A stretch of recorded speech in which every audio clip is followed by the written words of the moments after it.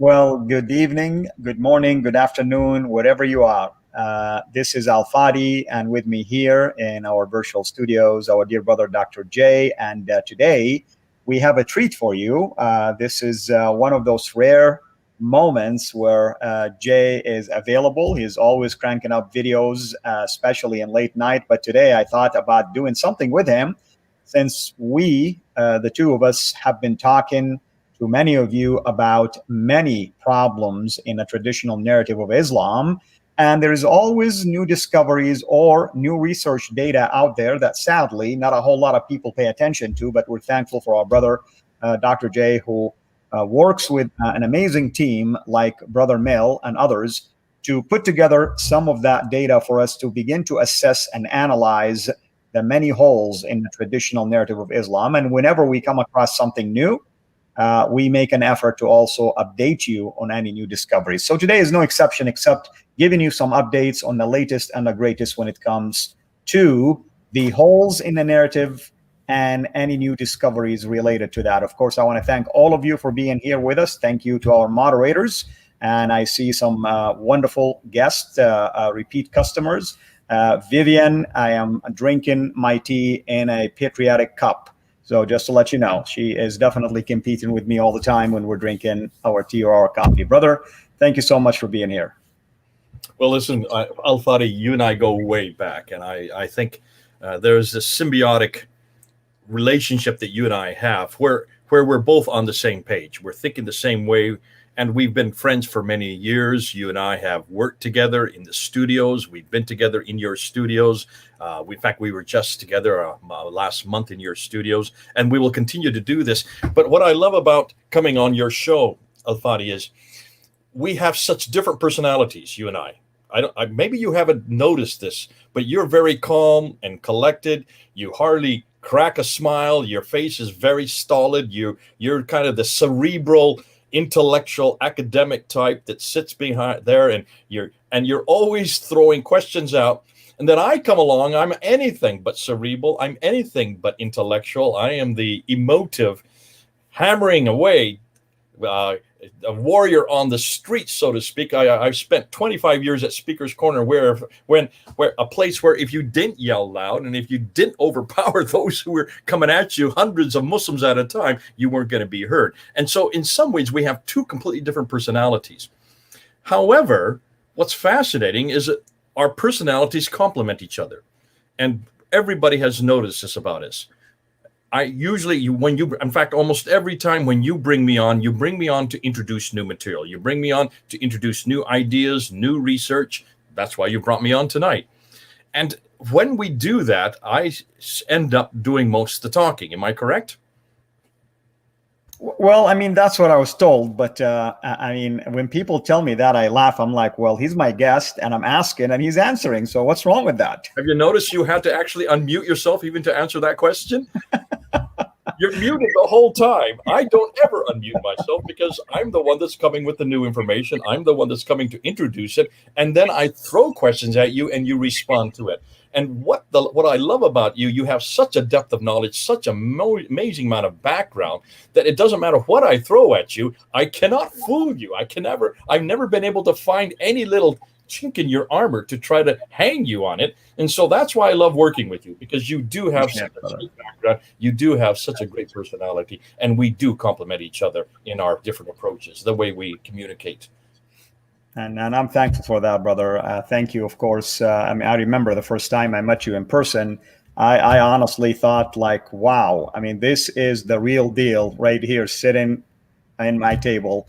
And when I asked you even to come to my show, I thought for sure you're going to try to be nice to me and say no. But praise the Lord, it's been working out ever since. And the material you bring, Jay, is extremely important. As you know, I am a former Muslim from Saudi Arabia, and everything you talk about when it comes to that traditional narrative comes from the area where I grew up, where I was passionate about. And now it breaks my heart that my people are fooled by the traditional narrative, and somehow we need to really bring it up to their attention. By the way, Jay, I get a lot of messages behind the scene. People are telling me they're seriously either considering leaving Islam or have left Islam on account of some of this damaging material that we've been sharing. In fact, it's got to be damaged. And it's fascinating. The area you come from, none of this material comes from. Isn't that fascinating? You have been told this. You have been brought up to believe this. And all Muslims have been brought up to believe that everything that Islam is, how it came about, where it came about, who Muhammad was, what he said, what he did, where he went, where he lived, how he moved from Mecca to Medina, these in 622, everything they know is turning out to be a lie, is turning out to be a lie. And it must, it must, if it shocks you who have grown up with it, how much more is it going to shock those who are listening to us right now? The tens of thousands of Muslims, I mean, you're getting hundreds of thousands of Muslims listening to you on these, specifically these shows on the historicity of Islam and the origins of Islam and the problem with the Quran. Amen. Amen. So brother, I mean, you can, give people any kind of background behind why this is important. And if you want to update us on any newer discoveries, I mean, you and I were just about a month ago at the studios, and I guarantee you between back then and now, you probably have even newer material now that popped in the scene. Yeah. In just the last month, we've gone on a whole new tangent, a whole new area. And this is what we're calling the Jerusalem thesis. Now, before anybody gets upset with me, I had nothing to do with this thesis. This is not my research. It's not. So I am nothing more than a communicator. So be careful. Please don't anybody assume that it is my material or that I did the research, or that any of us, those of us who are who I'm representing, should take credit for that. The research that's going on now, and this has just happened the last month, and this is if you go up on Fander Films, that's my YouTube channel. If you go up on Fander Films, it's with a PFANDERFILMS, you can see the last, I want to say maybe about 5 or 6 videos have been on this Jerusalem thesis. I've got a hair right here. I just want to get it out of my face. Yeah, it's this Jerusalem thesis. Well, it is exactly like it sounds. It's this idea, this supposition that almost everything that we're finding out about the Hajj, everything we're finding about different theologies, even the whole premise of the apocalypse, the end times in Islam, many of the practices, many of the beliefs, a good bit of the theology can all be traced back to Jerusalem. Jerusalem and Judaism. Now, most people, and this is what's been fascinating, most people are not surprised by this. And I can see some of those who are watching right now probably are not surprised by this, because it stands to reason that an awful lot of the Quran is borrowed from Judaism. It's borrowed from biblical texts. It's borrowed from biblical character. We can see 19 of the biblical prophets in the Quran. So that should not surprise us. A good bit of the stories about the prophets are not from the Bible necessarily. In fact, this is one thing you and I have talked about, haven't we, Al-Fadi? That these stories, boy, I don't recognize the stories at all. Do you recognize the stories that we see in the Quran? No, I mean, and of course, what you mean by that probably is that it does have a resemblance somewhere. There is always an origin to these particular stories, but it has nothing to do with Arabia or Mecca or Medina, if you wish. Well, the biblical story, the biblical characters that we see in the Quran, but the only thing that they have is the name. That's about the only thing. That is true. But these stories are not biblical, per se. They just make no sense. They're not the stories I grew up with in Sunday school. They're not the stories I read about in my Bible. And so this should not be a shock that much of the material that we're now discovering now, outside of the Quranic material on the 19 prophets and their stories, which make no sense, we now know where those stories came from, and those stories come from the Apocrypha writings. These are the Talmudic writings. These are the Mishnah. These are the material that started to be written down in the 2nd, 3rd, 4th, 5th, 6th, right up until the 6th century, were then pinched or stolen, or let's call it borrowed, just to be nice, out of those texts and introduced into the Quran sometime in the 8th and 9th century. Notice I'm saying 8th and 9th century, not 7th century. There's a reason for that. We've talked about it, and we could come back to that later on. But if you're going to pinch and borrow these stories, you're also going to pinch and borrow an awful lot of the material that Islam now calls its own. And what we're finding, and this is what the team has found out, that Mel's team from Sneakers Corner, Mel from Sneakers Corner has put together an amazing team. People like Murad, who is from the Middle East, people like Joe, who has his own channel called Red Judaism. Look at his channel, see what he's coming up with. And a new fellow that I've just met. In fact, I just met him about a week ago, and his name is Paul from London. Paul from London. Hear this character, and he is a character. He's rather interesting. I was with him all day yesterday on Zoom. We did about 4 different recordings yesterday. But this Paul fellow, about 3 years ago, was watching some of my videos on Fander Films. Got really excited with this new material on Origins and also on the Qira'at. He was real excited to see us hold up all those Qurans back in 2016 and realize, hold on a minute, everything I'm hearing about everything I've known about the Quran is now being destroyed by these characters down right here in London, right there at Speaker's Corner. Hatun, that 5'2" lady, you've had her on your show, and Hatun has just destroyed the Quran by finding these different qira'ats, these different readings. 37 of them she has found. Now, when he saw that, he stopped teaching. He's a teacher, and he stopped all his job and decided to do research. Now, I asked him, how can you just stop what you're doing? And for 3 years, he has not worked. All he has been doing is researching all this material.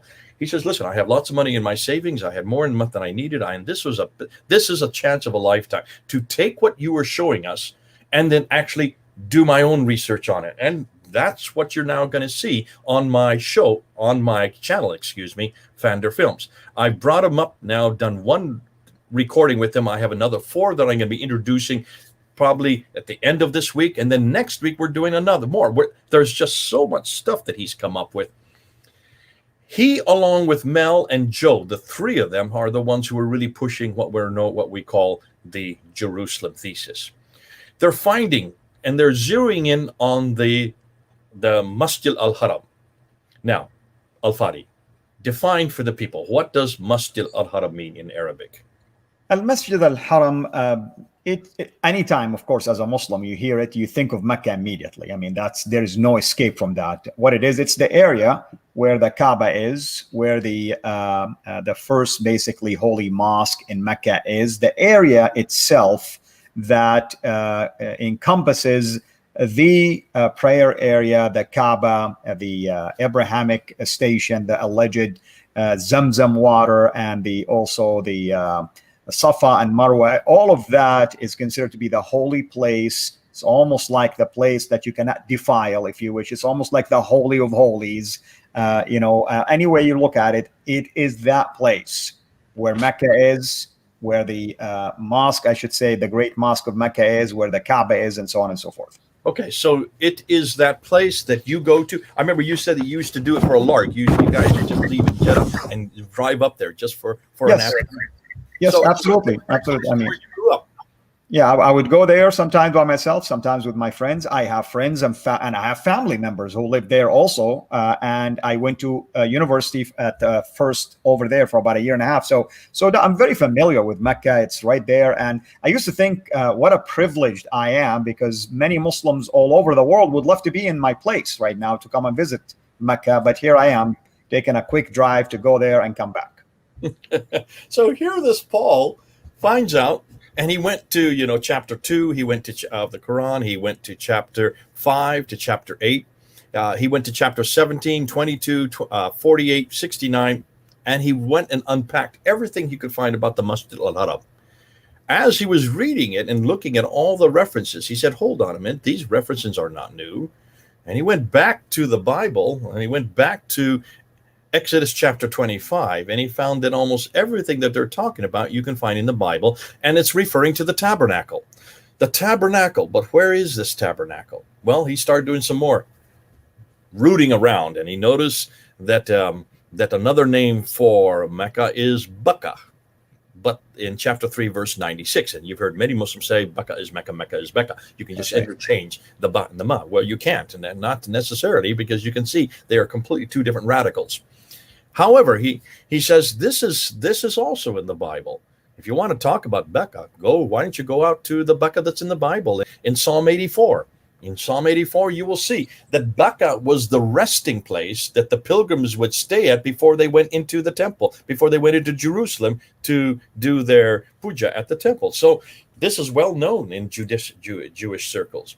He talked about the shape itself and the reference, the shape. If you look at the shape of the Kaaba, it's about a cuboid shape. It's not quite square, is it? It's actually almost rectangle, the Kaaba itself. True.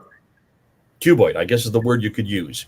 And he said this is found in chapter 5, verse 96, and also verse 97 of the Quran. He said, if you look at that, you will see that in 1 Kings chapter 6:20, this is the exact same shape that you see of the temple that's there on the Temple Mount. Where is the Temple Mount? In Jerusalem. Look at the Temple Mount. And what's fascinating is that the station of Abraham that you just talked about, it's in chapter 2, verse 125. It's also in chapter 3, verse 97. The station of Abraham you're talking about is the exact same station of Abraham that you find in Genesis 22 and also in 2 Chronicles 3, verse 1. So these are all well known, but they're all in Jerusalem. What's more, when you go on the Hajj, the pilgrimage, you circumambulate 7 times, right? That's correct. Everything is 7 times. 7 times around the Kaaba and 7 times between the Safa and the Marwa. Okay, why 7? What has always been told you? I mean, if you ask, there are so many reasons, but most of the time we're told that this is how it was originally established. And, sometimes I heard even things related. This is the number that has to do with the number of planets and other things related to that, or the pagans corrupted it and now we're restoring. I mean, there's so many reasons that you would hear about that particular number if you wish. So in my own experience, there wasn't like a specific reason behind it. Well, where do you think the number 7 comes from? Well, biblically speaking, we know it's a number of completion, and there is also the 7, days of creation, and so on and so forth. And who circumambulates 7 times? The Jews do. That's right. Yeah, I mean, you remember Jericho, right? And in what direction do you circumambulate? Do you remember what direction you circumambulate when you're there in Mecca? Anti-clockwise or counterclockwise, as they say in American English. You're muted. I can't hear you. It is counterclockwise. That's basically the way you do it. That's exactly how they do it on the Temple Mount. But they've been doing this for thousands of years. The Jews have done the exact same thing in the same direction, set in the same number that is now being done in Islam, but Muslims don't understand it or know it. No Muslim can give you an answer, just like you couldn't give me an answer right now, because you're not given an answer.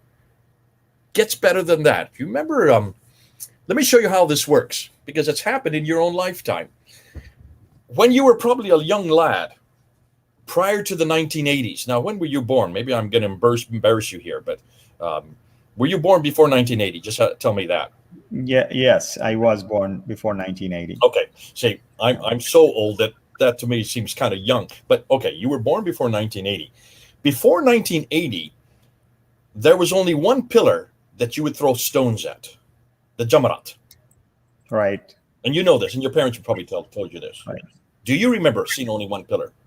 Yes, and it looks like, I mean, you can see pictures of it. It's almost like white, with a small wall around it. A disc around it that goes into the stones. Exactly. Yeah. You get them, and you throw 49 stones or 72 stones, whatever the number that you choose. Now, how many Jamarats are there today? 3. Oh, 3. So prior to 1980, there was only 1. Right. Now there's 3. Right. So what has happened about the reason for those Jamarats since they've added another 2? And what's the reason they've added another 2? Well, I mean, I can tell you that one of the prominent reasons is that when Abraham was taking his son to sacrifice him, Satan tried to entice him throughout his 3-day journey, and each one of those represent one of those days. Exactly. Okay. So how is it? What happened before 1980 when there was only 1? What was the story then? Well, I mean, apparently one represented the 3 days. Now we want it. I mean, they will tell you something. They'll say the number of pilgrims is so large that doing these three, spacing them out, can help a little bit with the traffic control. Exactly. The reason they had to add 2 more pillars was because of crowd control. There was not enough rooms, and if you're throwing stones, people were getting hit. They had to put umbrellas up. They were getting wounded, so they had to create even more. And now they don't just have it on 1 level, they have it on 3 levels. In fact, some people tell me it could be 5 levels. That's right. So suddenly, since the 1980s, so in the last 40 years, they've added another 2 pillars. But look what they have done. They have now added the narrative now is 3 different times that he was seduced by the devil. That's why they're throwing the stone. But that didn't exist prior to 1980. So even in your lifetime, they're changing the narrative. If they're changing the narrative in your lifetime in just 40 years, why are we surprised that these weren't changed completely in the 200 to 240 years between the time Muhammad supposedly died and when this stuff was all finally written down in the 833 and 870 and 875 and 923? Can you see? If this can happen in just 40 years in the modern age where there is technology and radio and television and everything else, and nobody seems surprised that suddenly the throwing of stones has now created a whole new narrative that all goes back to Abraham, when we know good and well that the reason there are 2 more Jumbonauts is because of crowd control, but they can't say that. They've got to put a narrative to it. Well, that's happening in our lifetime. So suddenly, if people are saying, how can this have all been created over the 240 years? It's being created in 40 years. That's one example. Now let's go to the other one that you mentioned. You mentioned Safa and Marwa 7 times. What's the purpose of Safa and Marwa? Well, I can tell you what I was told as a Muslim. First, of course, you're told that the Safa and Marwa represents 2 people who sinned in that Al-Masjid al-Haram area. They committed adultery, and God turned them into pillars of stone, if you wish. But then the reason why you run between the 2 7 times is that when Hagar left Abraham and brought her son with her, he was thirsty and she was aching to find water for him. So she would see a mirage, and she would stand on that mountain, one of them, she'll see the mirage, run, and gets disappointed that there is nothing in there. She'll go all the way to the other mountain and turn around, and see the mirage on the other side. And she did that 7 times, and then God basically solved the problem for her with the well of Zamzam. That's the story. That's the narrative. Running back and forth between 2 mountains, right? These are mountains. Right. But what we saw is not a mountain. It's just few pieces of rocks. They're only about 50 to 20 feet high, right? Right. They're just small rocks that kids can play on. I mean, we played on it all the time. Right now, they surround it a little bit or protect it if you wish. But yeah, I used to. They have glass walls around it, so kids can no longer do that. Exactly. Because they don't want them to fall and hurt themselves. So, what you have been told were mountains has now become mere rocks. 7 times back and forth. Right. Keeps on seeing a mirage. Now, where do you think that comes from? In my case, before we know about these holes in the narrative, you always hear that it was something that existed since the days of Abraham, of course. Which means Abraham and Hagar lived in Mecca. That's correct. Exactly. Already you can see there's a problem with this. But it gets even better, because Safa and Marwa actually did exist. Guess where they existed? And they're still there today. Guess where they are? Jerusalem. Right. If you look at a map of Jerusalem, look where the Temple Mount is, and look at the name that is given to the Temple Mount. Moriah. Moriah in Hebrew, when it's been transposed into Arabic, becomes Marwa. Moriah, Marwa. Right. Marwa is the name that Josephus used when he talks about this in the 2nd century, early 2nd century AD. But then if you go down from Marwa or Moriah, go down to the Kidron Valley in the east, you go up to another mountain across the Kidron Valley called Scopus, Mount Scopus. Scopus, according to Josephus, is known as Safa. He refers to Scopus as Safa in the 2nd century. So the Marwa and the Safa are in the writings of Josephus in the 2nd century, which are then incorporated into the tradition of Islam in the 7th or 8th or 9th century, 500 years later. But there's nothing new under the sun. This is exactly what you can still see. It's still there today. Go and see it. You can see Moriah and Scopus, which is Marwa and Safa, as it's done in the Arabic. Now, what's even more interesting is that Kidron Valley that's in between Safa and Marwa is where the apocalypse is going to happen. That's the end of times. That is where the apocalypse will take place. And that's why Jews have always gone there and run back and forth between those two mountains. How many times did they run? 7 times. Can you then understand why they're running 7 times in Mecca? It's all taken from Jerusalem. But any Muslim that tells you about this, they will say that this all took place in Mecca, and that Abraham was in Mecca, and that Hagar was looking for water in Mecca, right? A city that we don't see any reference to until the 8th century, and we don't see it on any maps until the 10th century, until 900 AD. So almost everything we're looking at, and what Mel and what Joe and what Murad and what Paul and these guys are amazing. Sarah, who's coming out of Australia, these people, they're finding all kinds of antecedents. And it's these antecedents that, to me, they are exciting. Let me give you some other ones. I mean, there's so many that are coming out every week. Every week we're coming up with new. When you shave your heads, where do you think the shaving of heads come from when you do the pilgrimage? I mean, the Quran basically and the traditions, the Hadith, talk about those rituals. Okay. But it appears that there is a reason behind it, obviously.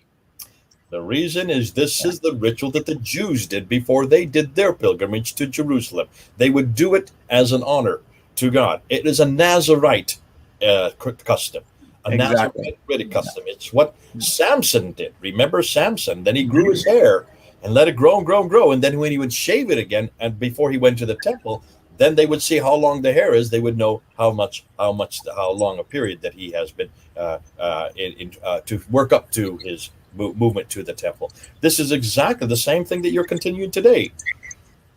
Yes. I mean, it's always going to be part of the Hajj, which will be performed pretty soon here, by the way. So let me play the devil's advocate here. Yeah, go ahead. And you can address it later on, of course. But someone is going to say, okay, well, so what about the Petra narrative or theory? And also, I don't know if you've noticed, some people, and have been telling me this for a while, and one of them listed something in here that it seemed like there are some Hindu practices that Islam have borrowed from too. I don't know if you've ever looked into that, because you are connected with India, and maybe you've seen things in there that can remind you of some of these rituals as well. Yeah, and I would not doubt that there are some Hindu practices that are very similar, or even that are like it. But the difference that we're finding now with what the Jewish or the Jerusalem thesis is that the names and the places, the names are exactly the same names. Whereas in Hinduism, the names aren't there. Now, I don't know of anybody in India, unless they could prove it to me, that would circumambulate 7 times. That I don't see. There is circumambulation in India. There's circumambulation amongst the Zoroastrians, like there's circumambulation also as far away as China. Circumambulation is quite normal for rituals, but 7 times is what I'm looking at. It's the fact that it's so specific. I don't know of anybody that's told me yet that says that has told us or our team that there are mountains called Safa and Marwa, specifically those names for the 2 mountains that you run back and forth as you go across the Kidron Valley. Or Jahannam. What is Jahannam in Arabic? That's hell. Hell, okay. Yeah. What do you think the name is in Hebrew? Gehenna. What's that? Gehenna. Yeah, I mean, there is a connection to hell, or at least punishment, if you wish, in Where do there. you think Gehenna is? Gehenna is also in Jerusalem. It's right on Outside. the Kidron Valley. Exactly. And That's many where believe those that Jesus was crucified in that area. Yeah. in the apocalypse, that's where everybody's going to go down to hell. Gehenna. Jahannam is the equivalent to Gehenna. But what's fascinating, the G, and as you well know, as an Arabist yourself, the G and the J can be interchanged. Right. You say Jahannam, but those in Egypt and in Yemen say Gehenna with the G sound. That's right. Exactly. All right, Exactly. let's take that one step further. Look at the Hajj. The Hajj itself. Where do you think that comes from? Well, now listening to this and to Mill, who came to our live stream, of course, about a month ago, it seemed like there is also a connection to Jerusalem now. The Hajj is the pilgrimage to Jerusalem. The exact same word. There are three festivals that take place in Jerusalem that the Jews would come to, and they're called the Hajj this and Hajj that and Hajj the other. And that you take the G and replace it with a J, which is just a matter of putting a dot above or below the letter, and you get the same word, and you get the same idea, and you get the same place, in this case, Jerusalem. So it's because they're so specific and so similar that we're not surprised. I am willing, if any Hindus want to come up and say, I know there's one fellow that likes to keep on saying that Shiva, that these are practices of Shiva.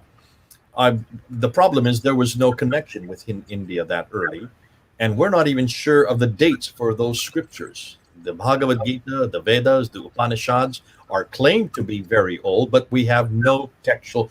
No one has done textual critical analysis on them to know their exact dates. Just like we are still waiting for the Muslims to do the textual critical analysis on these books and on that book up there, the one. I wouldn't hold my breath if I were you. Well, no, that's why you're doing what you're doing, and that's why we want you to get your doctorate finished, because we want to hear what you're going to find on that which you're studying, the Sanaa manuscript. So this is something that I'm. But let's get back to this Petra. What about Petra? What are we going to do with Petra? Petra would be the intermediary. Remember, in 70 A.D., Jerusalem was destroyed, right? When it was destroyed, the Jews had to leave Jerusalem. They fled. Which way did they fled? Well, they couldn't have gone west because that's the sea. They couldn't have gone north because that's where that's where Rome was. So they had to go east. They couldn't have gone south because there was nothing there, right? We've known this this is something that you and I have been doing. We did this last month. Take a look at all the maps. Look at all the civilizations. That we're kind of doing a precursor to what you're going to be introducing on your site in just a week or two, and that is, what do you see anywhere south of the Gulf of Aqaba in your country? What is there right now? You mean in ancient history? Not today. Ancient history. Well, I mean, I believe there is the supposed location of Mount Sinai right there. Okay, but that's Gulf of Aqaba. I'm saying south of that.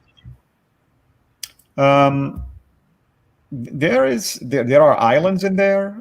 There is all kind of things that you can find in the southern parts of the Gulf of Aqaba, and it connects, of course, to the Red Sea, the body of the Red Sea itself, if that's what you're referring to. Further south of Yanbu. You're talking cities now? I'm talking anything. Well, I mean, you have Jeddah, of course. There is Jeddah, south of Yambo. And is Jeddah ancient? Well, not necessarily. I mean, it's not as old, if you wish, as might people imagine. It was built as a port city, of course, like Yambo, like Rabigh, to serve certain other inland towns, and like Mecca or Medina. Service. That's your city. What city was it built to service? Mecca. Mecca. That's right. What's the first reference we have for both Jeddah and Mecca, according to Dr. Gerald Hotting, who has done the germinal work on this? I don't know. Do you remember what we talked about last month? I do remember. I can't remember the date. I mean, we know that it's later time. I mean, 8th or 9th century, I guess. Yeah. 8th century. Yeah. We don't have anything earlier than the 8th century. And I got burned for this. I got really burned for this because I had done a video back in February of this year where I was looking at Jeddah. People had asked me to look at Jeddah. I went up on Wikipedia like a fool that I was.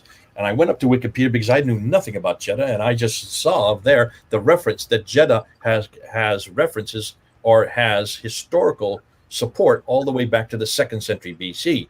And I put that out there on my video, and boy, did I get attacked, and I legitimately so. And I realized that I had done a mistake, so I went back to look and see where the sources were for that claim, and I noticed that the two sources that gave that date were both Muslim, and they were both from the 15th century AD.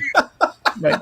And people will be watching the series that we did together on this, obviously, in Search of Mecca, I think we called it. So they are going to be exposed to that.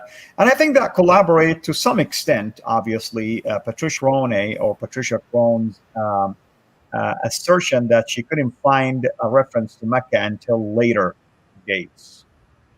The first reference she found was 741, so that's mid-8th century. Nothing earlier, but she was not aware. She didn't read the whole quote. If she looked, then that's Apocalypse, Methodius, Apocalypse Methodius. That is the 741 inscription. And if she'd read the entire quote, she would have noticed that Mecca is way up close to Edessa, which is in southern Turkey, hundreds of miles away from the Mecca that we're talking about today. So it's the wrong Mecca. It's the wrong city. It's the wrong geography. But getting back to what we're talking about, everything we know about Islam, the standard Islamic narrative, posits that all the prophets, especially Abraham, lived in Mecca. Abraham had a house there, the house of Abraham, it's called. That's in Mecca. You've been there. You've seen it. He was there rebuilding the Kaaba with Ishmael in Mecca. In chapter 21 of the Quran, verse 51 to 71 is all about him being at the Kaaba and going in and destroying the idols in the Kaaba and being thrown into a fiery pit in Mecca.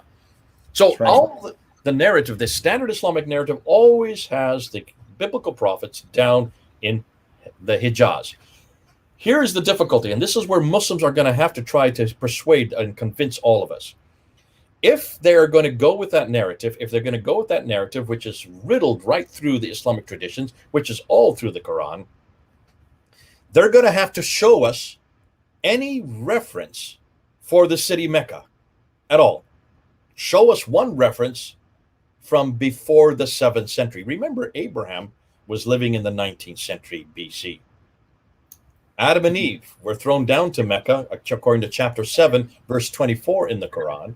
They were thrown down to Mecca, so it would be the earliest inhabitant of mankind. If Adam and Eve are the first man and woman, there's no one earlier. This would be the first settlement. Am I correct? That's right. And Adam was thrown towards India, and he had to walk all the way towards Mecca to meet with his wife at the Mount of Arafat. Yeah. The Mount of Arafat, he had to stride up. He was 90 meters tall, and he just strode right up thousands of miles from Chennai, which is in Kerala, in southern India, all the way up to Mecca. So obviously we're talking about a city that's older than any other. And we're talking about a city that's probably the most famous city in the history of mankind. Mm-hmm. We're talking about a place that should have been able to accommodate caravans. Next week, Paul and I are going to be introducing about the Hadramat, about the elephants, the hundreds of elephants that came up from the Hadramat, and they came plodding up to destroy Mecca. Ironically, if this is that important a place, if it has that much history, it would have to have all kinds of water to accommodate the fertilization, to accommodate the vegetation used for the camels and the elephants. Something as simple as elephants. Elephants are huge animals. They require lots of water. They require lots of vegetation to feed them. Show us any vegetation in that part of the world. Show us any water. Show us anything historical. Show us any reference. Outside of a few hamlets along the Western Plateau, which include what is today Sana and Najran and Taif and Yathrib and Khaybar and Tabuk and Gaza. Those are the major stopping places, the oasis for what we know as the Western Plateau. That's on the Western Plateau. Yathrib is part of that. These were just little hamlets. They still are there today. Yanbu, as you said, is, well, lots of history to support Yanbu, which is on the coast to support Yathrib. It was the coastal place for the people to come in from the sea up to Yathrib. But outside of those hamlets, there was no civilization there at all. None whatsoever. We can't find anything there. And in our series that you're about to bring up, that you're going to start introducing, we just shut down not only the land route going to Mecca, we're going to shut down the sea route going to your city. I feel sorry that we have to attack your own city where you grew up. All of this is coming in what you're going to be introducing. Yeah. But this is. Let me clarify for everybody what Jay is talking about, and you're going to see that in a series, is that sea route is not towards the shores of the Arabian Peninsula, but rather it is closer to the African shores. And you will see that because there were more inhabitants and more commerce centers and so on and so forth. And in fact, if I remember, Jay, we talked about the fact that distance between these ports on the African side is at least a journey of 1 day for these boats. The water channels, by looking at the topography from space, looking down with satellite technology, we can see where the water channels are. And all of the water channels are on the African side, on the western side. There are none of them on the eastern side. None of the boats went up the eastern side. That's why there are no ports that we know of outside of the Hadramaut and Yanbu, and then this Gulf of Aqaba. We have no ports on the Arabian side for one very good reason. If you want a port, you need to have somewhere for people. You'll have to have water, and once you have water, then you can have vegetation. If there's no water, there's no vegetation, there's no port. That's why we can't find any ports on the Arabian side. They're all on the west, and they're in Eritrea. 2 of them are in Eritrea. 1 is in the Sudan. The other 2 in Egypt. Exactly 1 boat's ride away. And these ports have historical references that go right back to the 3rd century BC. We don't find any reference at all for anything on the eastern side of the Red Sea. So we're going to shut that down in what we're going to do. We're going to show you maps. We're going to show you also timelines. We're going to show you where the cities are. We're going to show you where the trade routes went. We're going to show you where the great expeditions went. On all the expeditions trying to find a route around the Arabian Peninsula to get up to Egypt over in the in the west, to get up to Egypt in the west, coming from what is today Basra, which would be where all the Mesopotamia, coming around, getting a sea route to invade Egypt. All of these expeditions, we're going to show you, did not stop in Arabia. They went around Arabia because Arabia had nothing to give them. When you look at a map, any Roman map of that part of the world, it was called up here, Arabia Petraea. And then in the middle, it's called Arabia Deserta. Why do you think it's called a deserta? Because it's a desert. It was always a desert. It's still a desert. It's being vegetation. There's vegetation all over today in the 21st century because of desalinization and modernization, and as you and I talked about, the NEOM project and all these great things that Mohammed bin Salman is now building in Riyadh, which was a desert before the oil was discovered. And now that oil has been discovered, they're making it into a plantation, and they're making it into an oasis. The entire peninsula is becoming an oasis because of oil, because of the riches that have come to your country. But this did not exist prior to the 7th century. None of this existed prior to the 7th century. So when we look and we see all these traditions, when we look and see all these references to these practices, when we look and see all these theologies that are in the traditions and in the Quran, and we say, if these have a beginning, they must have come from somewhere. We're now finding that most of them, not all, most of them are coming from further up north, not just 600 miles up north in Petra, but 1,000 miles up north in Jerusalem. As Jerusalem was destroyed, the Jews left, as remember, and many of them went to Petra. And they took their traditions with them, and they took also their practices with them. And it looks like they influenced those in Petra between the 1st century up until the 7th century. These are known as Arabists or Proto-Islamists. And they called themselves 5 different names. They gave themselves 5 different reference points. They call themselves Hagarines because they were in the line of Hagar. They believed in Abraham. That's why we call them Abraham. They call themselves also Ishmaelites because they were in the line of Ishmael, Hagar through Ishmael. They call themselves Magre because the Magre means people of Hagar. It's the people of Hagar, Magre. They also refer to themselves as Saracens. And I've just found out, Mel has just found out why they were called Saracens.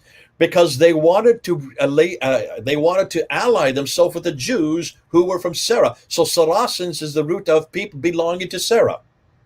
Saracens. And then they call themselves Mahajirun. Mahajirun, why? Because these are people who are nomadic. Right.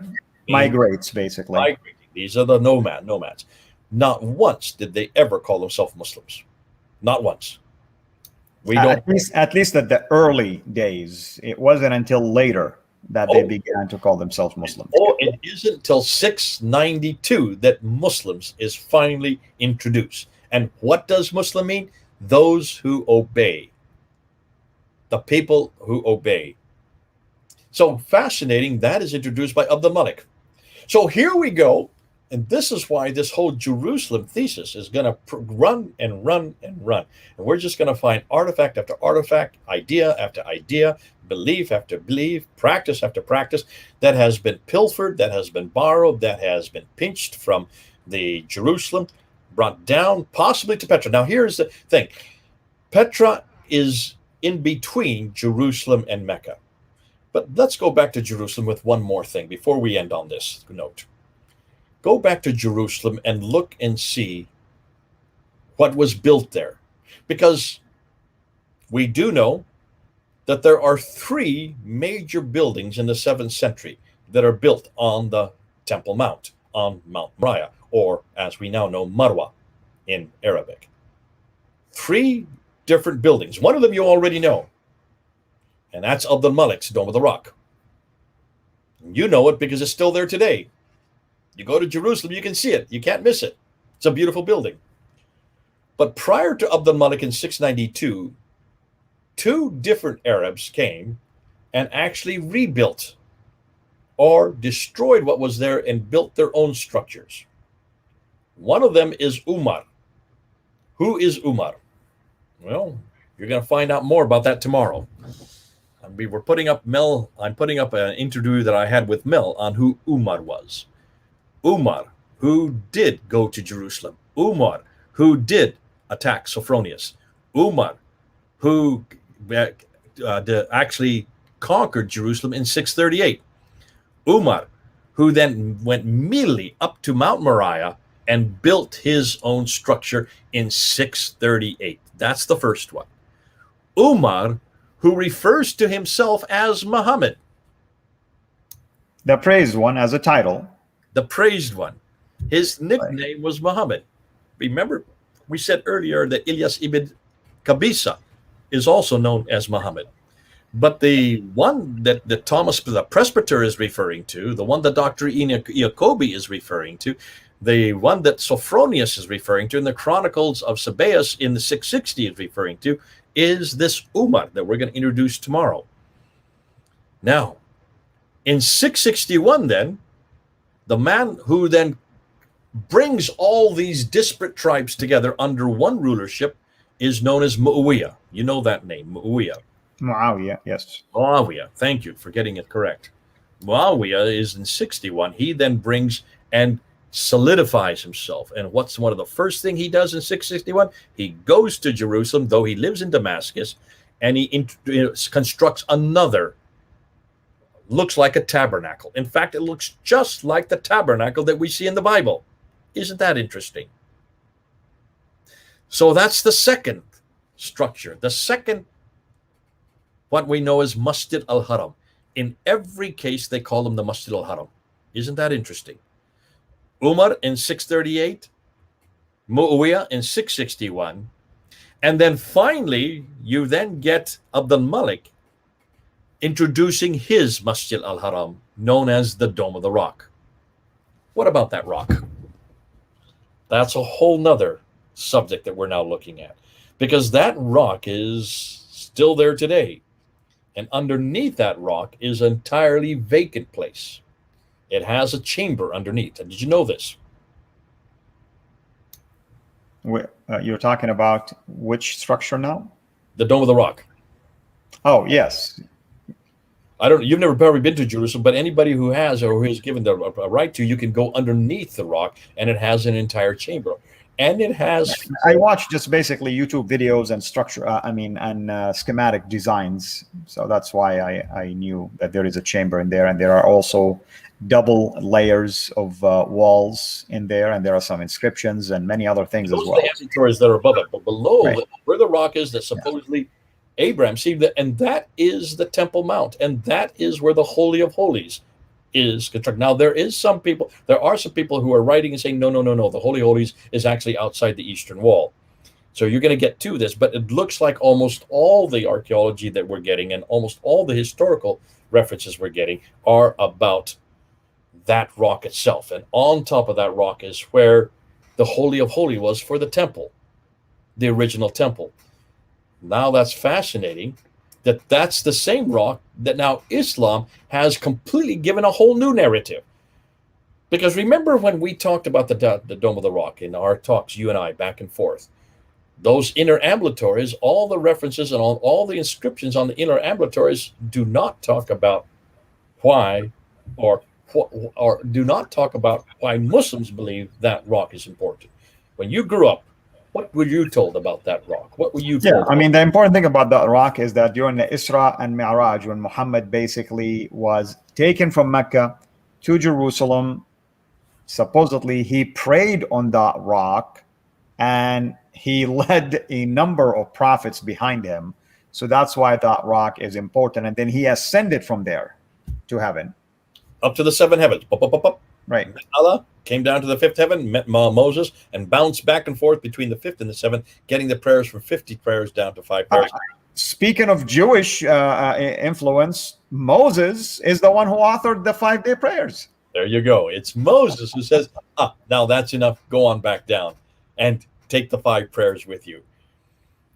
That's fascinating. Now, he comes back down. So that rock is where Muhammad went to the 7 heavens. And according to tradition, his footprint is there. Have you looked at any pictures to see of any footprints? Of Muhammad? No.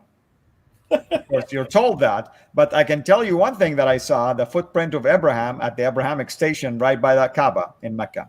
So the footprint of Abraham is there. And if you go up to the Topkapi Museum in Istanbul, in Turkey, I have been there.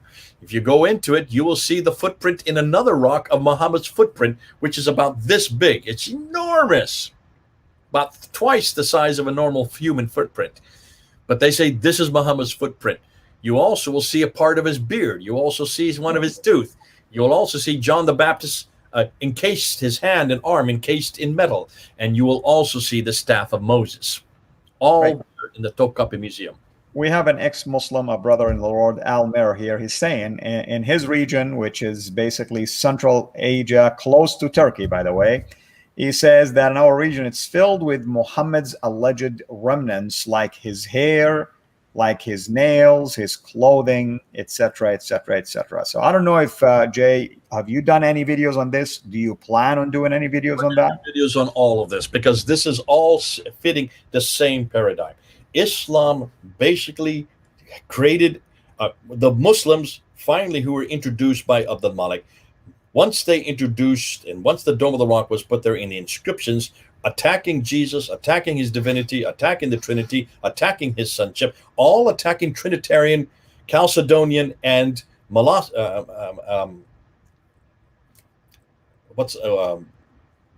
I forgot the word right off the top of my head. Chalcedonian and the other Christians that were not the Nestorians, but the Monophysites. So those are the two primary groups that were in that part of what we know as Jerusalem today, or what was Israel at that, what is Israel today.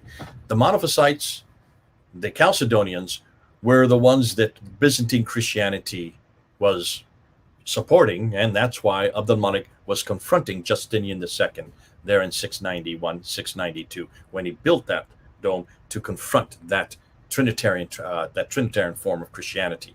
He obviously was an Arian, and that's why this Arianist branch that he then introduces then became the dominant branch.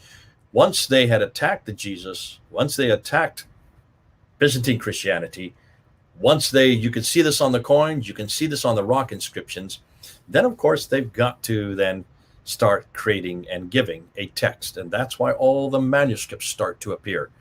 Even the one that you're looking at, 705, 715, 719, 749, the dates are starting to come in. They're all 8th century dates. And once the manuscripts start to be formed, you've got, in order to have the manuscripts there, in order to have the qira'a, or the recitation, you've got to borrow. You've got to borrow from someone and somewhere. Where did they borrow? Now you can understand why all these borrowings were primarily from Judaism. And the ones on Jesus Christ, chapter 19, they're all from the lectionaries. That's these two books that have just come out. Not just come out. These two books, looking at all the lectionaries. This book especially has been looking at all the Christian hymns. I don't know if you know Gunther Lulling, but I've been to his home. I know him. I went to see him. I helped actually get this book published in English because it was in German. He's a German scholar, Syriac scholar, and he's looked at all the Christian hymns, and he noticed that almost all the poetry in the Quran he had seen before, because he's a scholar in Syriac, and he went back to the Christian hymns and found that these are all Christian hymns from the 5th and 6th century, lifted out and then introduced into the Quran. And that's why you have so many problems in the Quran. That's why there's so many grammatical difficulties. That's why there are so many mysteries in the Quran. 20% of the Quran, the scholars don't understand. Much of it is because of the Syriac that it's lifted from. Christian Syriac, Syro-Aramaic is what they're calling it.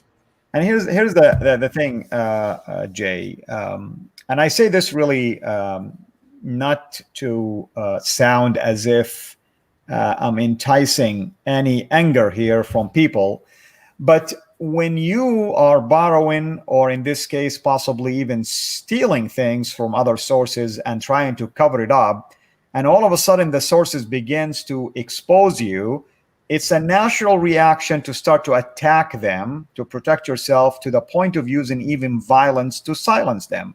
Yeah. Islam usually is the antagonistic force against Judaism and Christianity.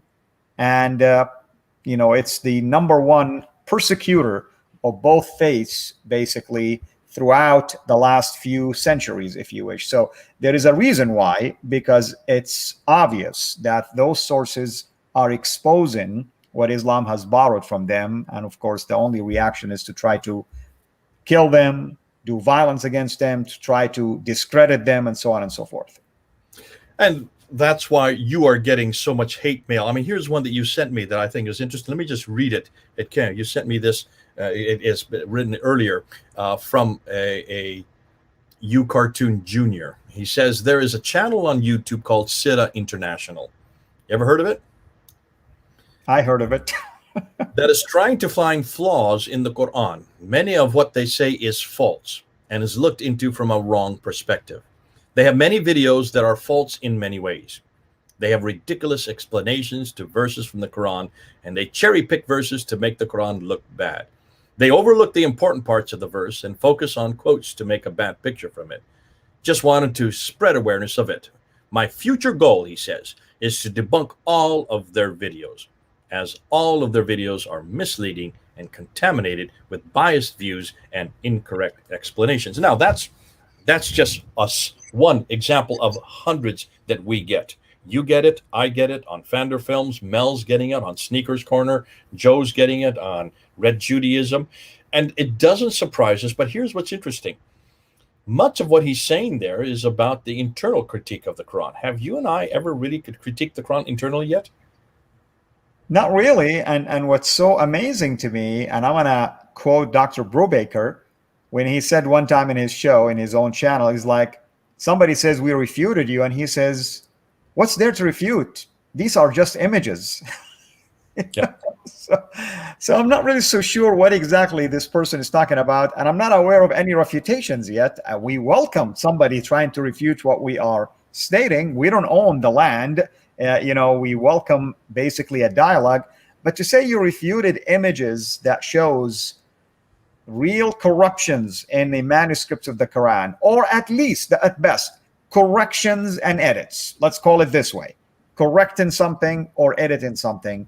How can you refute something like that? How can you and I fabricate things like this? I'm not really so sure how. Yeah, and to be fair, if you do an internal critique, which I haven't done for a long time, it's been years since I did an internal critique of the Quran. I don't know if you've ever done it. Maybe you are. Maybe with Sam, you're doing it with Sam.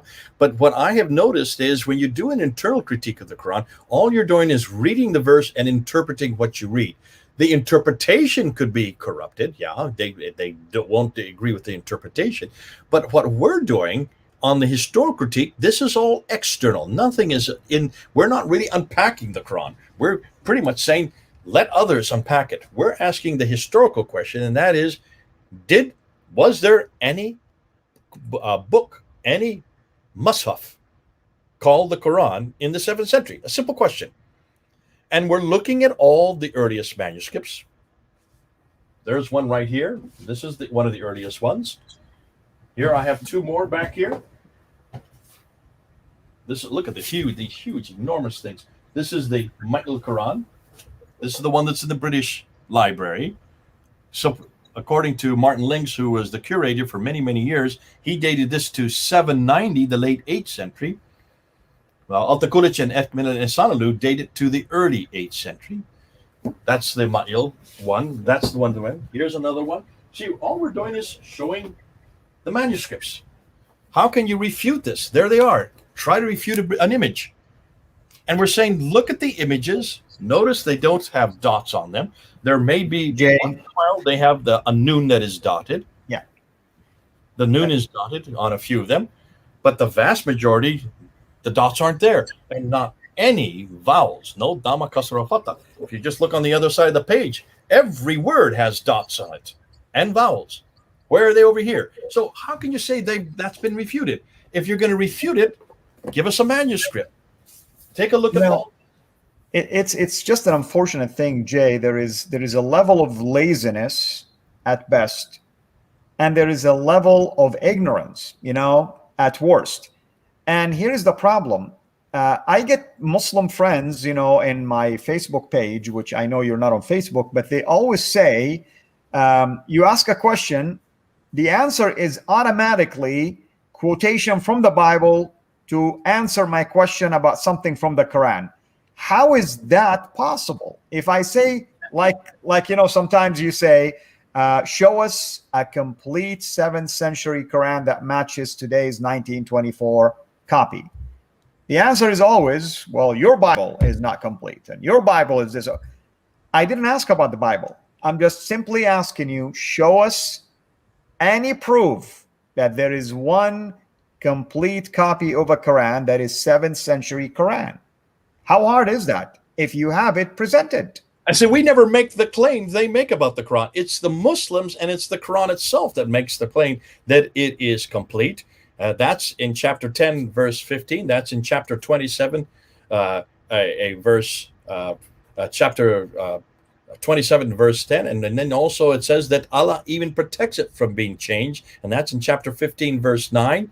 And they're the ones that say it's eternal. It has never had any human intervention. It is the uncreated Quran. That's in chapter 85, verse 22. So they're the ones that are making these claims. We don't make these claims about the Bible. We would never say the Bible is eternal. We know it's written by men. Their claim is that nobody can change one word, one letter. Chapter 15, verse 9 is very clear that Allah will preserve every word in the Quran. So because we don't make the claim, why in the world are they throwing it back in our laps and saying, you do the same, prove that your Bible is not changed, one word and one letter. Well, we are very clear the Bible has been changed. We know where it has been changed because we have such a plethora, thousands upon tens of thousands of manuscripts to look at. Where are the tens of thousands of manuscripts of the Quran? Why is it they can only come up with six of them in the 8th century, 100 years after Muhammad? And even these qira'ats that we're talking about, these qira'ats, they only begin to appear in 736 and can you continue right up into 844. 844 is the 9th century. So from the 8th and 9th century, goodness sakes, can you see why? I'm sorry, 905 is the last one. So from 736 up to 905, that's the 10th century. I would like to know where the Qurans are from the 7th century. And why is it that Muslims are not able to answer this question? To suggest, therefore, that we're lying or that we're making this up when we're just showing them the dates, when we're showing them artifacts, when we're showing them the coins, when we're looking at the manuscripts, and we have them right here. These are the manuscripts that they're talking about. These are their manuscripts. These are the Quranic manuscripts. Explain it to them, Jay, because I do have similar copies. In fact, I'm going to try to get the whole collection for my studies. But if you can explain to them what you're holding in your hand, this is are copies of manuscripts where you have the way the manuscript, the writing of the manuscript itself, the exact rasm of the manuscript, meaning the structure of the letters and so on and so forth without dotting. And down at the bottom, they decipher it for you. They tell you this is how it reads. Now, why would they decipher it for you, Jay, if it is clear? Why would they have to rewrite it for you down at the bottom? You see my point? It's not clear. That's the problem. This is the best one they've got. And it's probably the most complete one they have. And it's the clearest one that you can see. But it still have 2,200 at least differences. 2,270. Right. 2,270 difference between this manuscript and this book that we have right here, the Quran itself. And this one, and the manuscript is a top copy, by the way, that you're holding in your hand. This is the top copy, the best they've got. And right. We're finding out that this was probably written in about the mid-8th century. None of these are Uthmanic. None of these are from the 7th century. The Birmingham folio that Muslims keep on quoting, they say, you're wrong, Mr. Smith. The Birmingham folios are from the time of Muhammad, from 568 to 645. Muhammad was born in 570, died in 632. Therefore, it covers his life. This is the first Quran. And I'm sitting there and I'm scratching my head and says, have you even looked at it? Do you even know what you're talking about? You're talking about 2 pages of 33 verses. 33 verses from chapter 18, 19, 20. Every area, everything it talks about are pre-Islamic. They talk about the 7 sleepers of Ephesus. They talk about James the Lesser. 7 sleepers of Ephesus is from 150 AD. The James the Lesser is from the 5th century AD. And then chapter 19 is about the story of Moses, and that's from the 15th century BC. These all predate Islam by hundreds of years, thousands of years. With the story of Moses. So of course they would be in Arabic. And of course, if the carbon dates are correct, I would have no problem believing, because remember, what did we do at the very beginning of this show? What did we say? And what have we said all the way through the show? What does Islam do? It borrows, it steals, it pinches, it takes what is not theirs and claims that it is theirs, and it takes what's way up in Jerusalem, or way up in Turkey. Remember, the 7 sleepers of Ephesus is from Turkey. James the Lesser is from Palestine. Moses is from way up 1,000 miles further north. And it takes these stories, which, yes, do predate Islam by hundreds and thousands of years. And yes, they were written in Arabic, but look at the Arabic they're written in. Right. Nabatean Aramaic, which is from Petra in Jordan. So, of course, you're going to find stories that are pre-Islamic that I would have no doubt that possibly the carbon dates are true. But this has nothing to do with Islam. It's what Islam has stolen and put into their Quran. And if you're going to steal, if you are going to borrow, if you are going to pilfer, if you are going to pinch, you pinch that which comes before. You're just showing me examples of that which existed before Islam finally pinched it. Exactly. And speaking of that, someone is asking about the Birmingham folios. In my humble view, the Birmingham folios are a classic example of what you just mentioned right now. There are 4, and you can add them to other collections. You'll end up with 7 to 9, I believe. And that's it. That's about it. The dating of the dating of these folios predates the rise of Islam. And in some cases, predates Muhammad himself. And interestingly enough, these stories in there has to do with Moses and with Mary and Jesus. So yes, you can argue that they are the pretext for the Quran, or the sources for the Quran, or in this case, I'm going to call it the Q document for the Quran itself that existed before the Quran even was ever thought of. This is example of the antecedents, and that's exactly what Mel and Joe and Paul and Sarah and Murad are doing. They are looking for the antecedents. Where are the antecedents to Islam? Where did Islam borrow its material from, including the Quran? And when people ballyhooed and said, we finally got the whole Quran from the time of Muhammad, they were looking at 3 stories that are only 33 verses out of 300 verses in those 3 chapters. Over 300 verses, what happened to the other 200 verses? Do you see the problem? Only 33 verses, all are stories that predate Islam. Therefore, this is an example of that which they borrowed and pilfered and pinched. Borrowed, pilfered, and pinched. That's what I'm going to call from here on. BPP. Borrowed, pilfered, and pinched. Islam is a religion that is nothing unique. Muslims are not able to think up anything that's original. Everything they have is borrowed, pilfered, and pinched from others, and primarily from Jews and primarily from Christians. They're cousins of Abraham. They pinched from us, they pilfered from us, they borrowed from us, and then they claimed it as their own, and they put it in the wrong place. And they brought everything from up north and brought it down south. And then they thought that we would not investigate. No wonder they don't want to debate us on this. No wonder they just sit there and call us names. No wonder they tell everybody to be careful of us. And no wonder so many Muslims are now leaving Islam. No wonder, my brother. Well, brother, thank you so much, of course, for taking time to do this. Once again, folks, myself and Dr. Jay, we did a number of video series. One of it is being released as we speak. In fact, tomorrow, there'll be the 3rd video of a series on MBS, the Crown Prince of Saudi. We did 4 videos, so you still have 2 more, tomorrow and next week.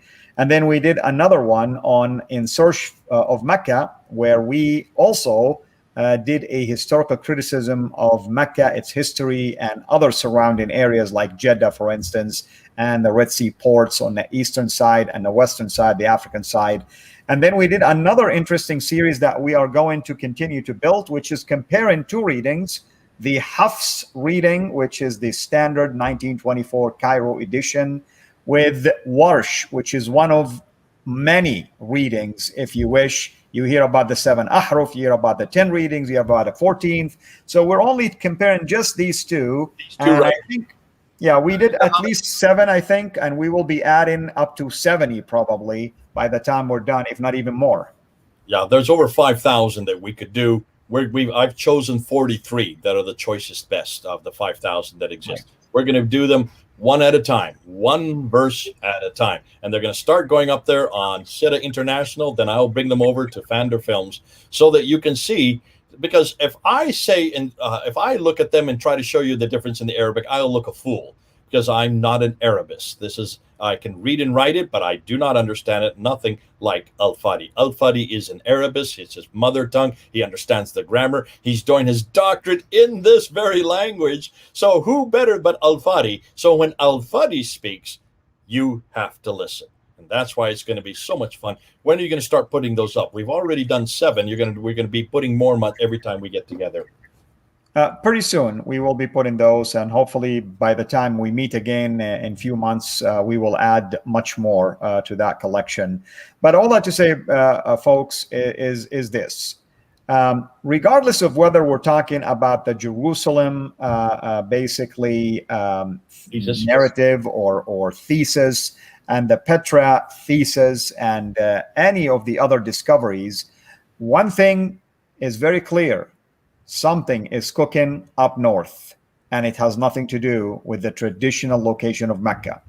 It's not a coincidence that you find similar things up north, whether in Petra or Jerusalem. It's not a coincidence that you have Safa and Marwa there. It's not a coincidence that there is the idea of a pilgrimage. It's not a coincidence that there is a pillars basically representing something, similar to what we find in Mecca. It's not a coincidence that we have evidence of another Kaaba that existed in those locations. So all of this, not to mention the Qibla, of course, direction, that's the most damaging in my view.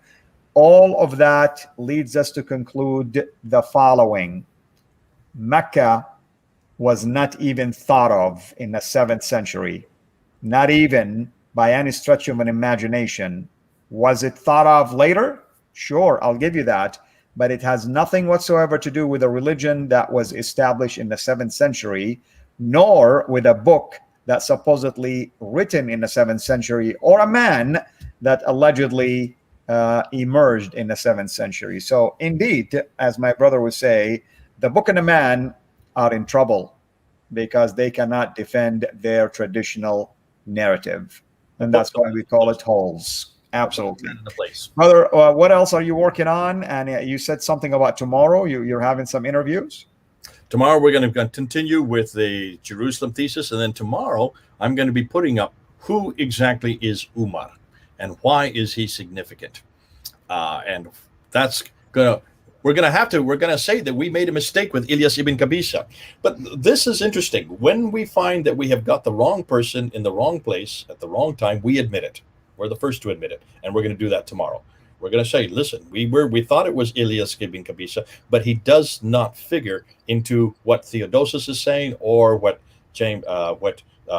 Sophronius is saying, and also what the Sabaeus is saying. They are actually talking about someone different than Ilyas Qabisa. So who is the person that's different? We're going to introduce him tomorrow. Amen. And one last thing, of course, archaeology does not support anything around Mecca.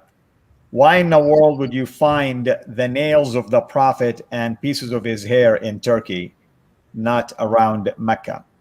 I mean, something just to think about. Simple stuff like this, just think about it. Take a moment and just think, why would you find it way north and you won't find a single evidence down south around his alleged area where he was born, raised, or lived? And there was a lot of this, construction that took place just in the last couple of years, by the way. Not a single artifact ever been discovered because it would have made the news. Yes, they did. They discovered one thing, a Ottoman fort from 1299. There you go. And only thing they discovered after digging all those huge... And that's what I mean, artifacts at the time of Muhammad, 7th century, basically. Ruins of one Ottoman fort from 1299. So 1299 versus when Muhammad allegedly came into the scene in 570, received his message in 610, died in 632. Nothing whatsoever. It's the only city in the world where there are no artifacts to support any of their history. It's a miracle, man. That is a miracle in and of itself, actually. Yeah. So, well, brother, thank you so much. Thank you, everyone. And we will continue to do these series tomorrow. Myself, I'll be hosting Dr. Tony Costa for at least 25 minutes. Then we're going to jump into his channel because he's launching his own show now. And hopefully those who will join me will jump with me to his channel as well. He will be interviewing me. And I will have Anthony Rogers this week, Sam Shamoun also tomorrow late night. And after that, I'm taking a vacation. I'm literally taking a vacation for 2 weeks because I am exhausted and I need some time off to refuel. And we'll come back hitting the ground running again. Brother, last words. No, You've said it all, and I think this is what this fun coming and having this time with you. It's this material that we are unpacking that nobody can really refute, because it's all based on places, named events, peoples, and time. And that's why it's so important that we do this with not just Islam, we do this with every religion. It has already been done with the Bible. The Bible has gone through every historical test. We have done redacted criticism on the Bible. We've done source criticism on the Bible. We've done a textual analysis on the Bible. We've done and asked the questions of Jesus Christ. And in every case, the Bible fulfills every criticism. Now we're asking the same questions that were done against Jesus Christ and our scriptures. We're asking about Muhammad and his Quran. And the same questions that were asked about Jerusalem and Bethlehem and the places that Jesus went to and spoke at, we're asking of Mecca. And what we're finding is we can't find a thing about any book, any man, any place in the Hijaz, unlike what we can find about our book, our man, and our place. Come on home. Come on home to the bigger book, the bigger man, and the bigger place. Amen. I forgot to mention to you guys that I'll have Adam Seeker also on Friday. All right. Well, thank you so much, everyone. God bless you. Take care. This is Al Fadi.